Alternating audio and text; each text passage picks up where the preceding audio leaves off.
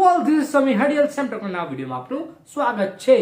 તો ફાઇનલી મેં જોયું ઉમરો, રિવ્યુમાં થોડો લેટ છું પણ ફાઇનલી મેં જોઈ લીધું ઉમરો મૂવી સ્ટારિંગ બહુ મોટી સ્ટારકાસ્ટ છે યાર, જવા દો સ્ટારકાસ્ટ જવા દો। એ મૂવીના ડાયરેક્ટર છે અભિષેક શાહ, જેમને બનાવ્યું હતું હિલ્લારો। ભાઈ નેશનલ એવોર્ડ વિનર મૂવી હિલ્લારોના ડાયરેક્ટરનું મૂવી હતું। તો જ્યારે એનું ટ્રેલર દેખ્યું ત્યારે મેં કહી હતી વાત કે આ મૂવી કંઈક અલગ જ નીકળશે અને કંઈક આમ કહેવાય કે કંઈક સારું ઉપરતું આમ કહેવાય કે કંઈક સોને પે સુહાગા જેવું નીકળશે। અને હું મૂવી જોયા પછી એટલું જ કહીશ કે મૂવી બહુ જ ખરાબ હતું। આવું કોઈ બોલે તો એના હાથમાં જે આવે ને એનાથી મારીશ હું। ભાઈ જેન્યુઅનલી વાત કરું, મૂવી બહુ જ સારું હતું।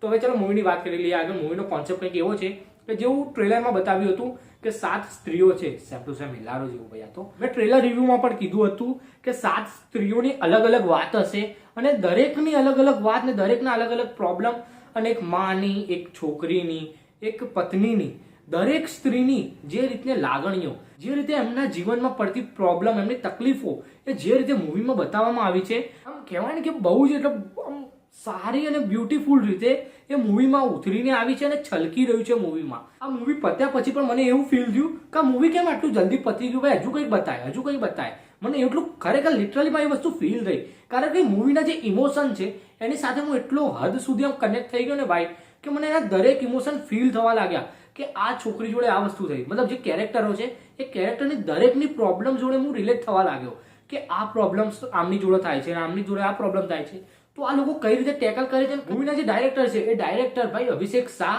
એ દરેક મૂવીની અંદર સોશિયલ મેસેજ અને સોશિયલ ઇસ્યુ પર કંઈક એવું લાવીને ઊભું રાખી દે છે કે એ જોયા પછી છે ને ભાઈ કહેવાય ને એમ કે મંત્રમુગ્ધ થઈ જવાય। કારણ કે આ મૂવીની અંદર પણ મને એવું જ થયું। આ તો સ્ત્રીઓની જે સ્ટોરી બતાવી છે, તો ભાઈ આ વસ્તુથી એક વસ્તુ તો કહી શકાય કે જ્યારે પણ સ્ત્રીઓ ધારી લે કે કંઈક કરવું છે તો કરીને બતાવે છે, અને આ મૂવીની અંદર પણ દેખાય છે। અને એનું સૌથી બેસ્ટ એક્ઝામ્પલ છે લાસ્ટ યરનું મૂવી સ્ત્રી 2। બધા રેકોર્ડોને પાછળ મૂકી દીધા હતા એને, અને ઇન્ડિયાનું સૌથી વધારે કમાણી કરવા વાળું મૂવી બની ગયું હતું। હા, અત્યારે પુષ્પાએ રેકોર્ડ લઈ લીધો પણ કંઈ નહીં ભાઈ, એ રહ્યું હિન્દી બેલ્ટની અંદર સૌથી વધારે કમાણી કરવા વાળું એ મૂવી હતું સ્ત્રી 2। તો એ સૌથી બેસ્ટ એક્ઝામ્પલ છે કે સ્ત્રીઓ જ્યારે ધારી લે ને તો ખાલી નામ જ હતું સ્ત્રી, તો પણ ક્યાં સુધી લઈ ગયું તમે જુઓ। આ મૂવીની અંદર બૈરાઓ રોવડાવે છે, હસાવે છે, અને ક્યાંક ને ક્યાંક તમને એટલા શોક કરી નાખે છે એમની સ્ટોરી, એમની બેક સ્ટોરી। એમાં તો મેન મને પેલું દાદી વાળું લાગ્યું।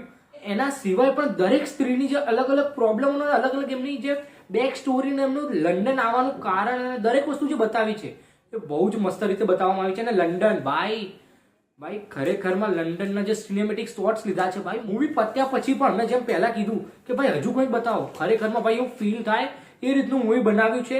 બહુ ટાઈમ પછી કોઈ એવું મૂવી આવ્યું છે જે જોઈને તમને મજા આવે, જે જોઈને તમને એટલું ફીલ થાય કે ભાઈ ઇમોશન્સ, એના જે કહેવાય ને કે હસવું, રોવું, એ દરેક વસ્તુ આમ એક એક પણ આમ તમને ફીલ થાય ને એવી વસ્તુઓ આવી છે। અને આ એવું મૂવી છે જે તમે એકલા નહીં પણ આ બહેરાઓની વાત તમે ફેમિલી સાથે જઈને જોઈ શકો એવું એક મૂવી છે જેમાં તમને હસાવશે, રોવડાવશે, બધી વસ્તુ તમને મળી રહેશે।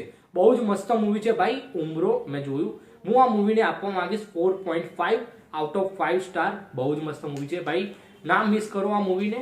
બાકી સ્કાય પોસ્ટનો રિવ્યુ અમારી ચેનલ પર ઓલરેડી આવી ગયો છે, તો એ પણ જોઈ લેજો। બાકી આવા જ વિડીયો માટે ભાઈ સબસ્ક્રાઇબ કરી દો। બાકી મળીએ નેક્સ્ટ વિડીયો માટે, બાય। સબસ્ક્રાઇબ કરી દેજો ને ભાઈ, પ્લીઝ યાર સબસ્ક્રાઇબ કરી દો।